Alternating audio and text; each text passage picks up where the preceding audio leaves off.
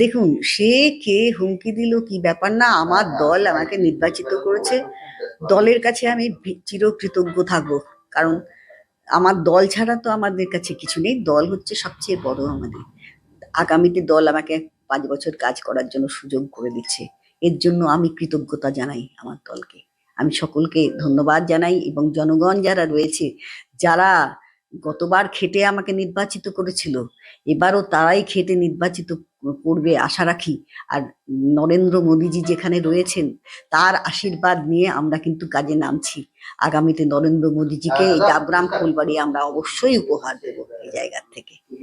কিভাবে আগামী দিনে কর্মসূচি দেবেন?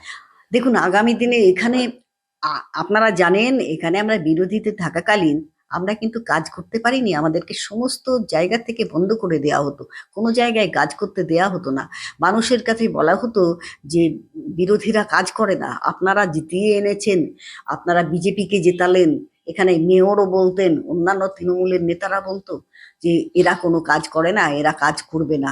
আমি ছিলাম, কাজ করেছি। কিন্তু ওনারা একবারের জন্য মানুষকে বলতেন না। ওনারা এমএলএ ফান্ড থেকে কিন্তু ওই কাজ ওনারা করতেন না। এমএলএ ফান্ডের টাকা ছিল আগে 60 লাখ টাকা, পরবর্তীতে 70 লাখ টাকা হয়েছে, যাতে একটা বড় রাস্তাও করা যায় না। তাও এটার মধ্যে যতটুকু করা যায় ততটুকু আমরা একটু একটু একটু একটু করে করেছি। হ্যাঁ, এই আর ওনারা করেছেন, ওনারা দেখান আমি বড় বড় কাজ করেছি। শাসক দলে থাকলে আপনি জেলা পরিষদ বলুন, পঞ্চায়েত সমিতি বলুন, আপনি উন্নয়ন দপ্তর বলুন, এসজেডিএ বলুন, সমস্ত জায়গার সমস্ত ফান্ড নিয়ে ওনারা কাজ করেন।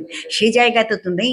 আমরা আশা রাখছি আগামীতে এই ভোটে ভারতীয় জনতা পার্টি ক্ষমতায় আসবে এবং নরেন্দ্র মোদীজির সরকার গঠন হলে আমরা ঠিক যেভাবে তৃণমূল কংগ্রেস কাজ করেছে, ওরা কাজ করেনি, বুকনি বেশি দিয়েছে, আমরা মানুষকে কাজ করে এখানে দেখাবো।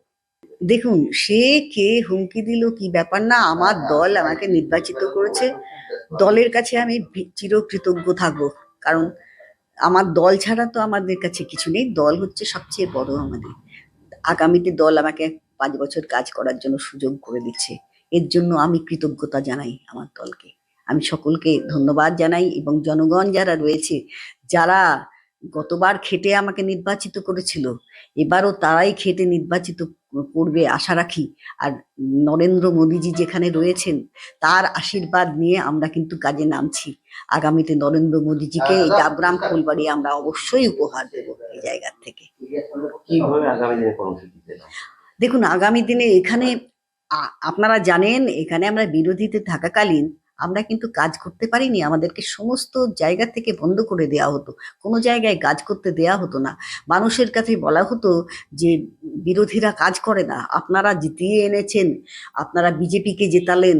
এখানে মেয়রও বলতেন, অন্যান্য তৃণমূলের নেতারা বলতো যে এরা কোনো কাজ করে না, এরা কাজ করবে না। আমি ছিলাম, কাজ করেছি। কিন্তু ওনারা একবারের জন্য মানুষকে বলতেন না। ওনারা এমএলএ ফান্ড থেকে কিন্তু ওই কাজ ওনারা করতেন না। এমএলএ ফান্ডের টাকা ছিল আগে 60 লাখ টাকা, পরবর্তীতে 70 লাখ টাকা হয়েছে, যাতে একটা বড় রাস্তাও করা যায় না। তাও এটার মধ্যে যতটুকু করা যায় ততটুকু আমরা একটু একটু একটু একটু করে করেছি। হ্যাঁ, এই আর ওনারা করেছেন, ওনারা দেখান আমি বড় বড় কাজ করেছি। শাসক দলে থাকলে আপনি জেলা পরিষদ বলুন, পঞ্চায়েত সমিতি বলুন, আপনি উন্নয়ন দপ্তর বলুন, এসজেডিএ বলুন, সমস্ত জায়গার সমস্ত ফান্ড নিয়ে ওনারা কাজ করেন। সেই জায়গাতে তো নেই।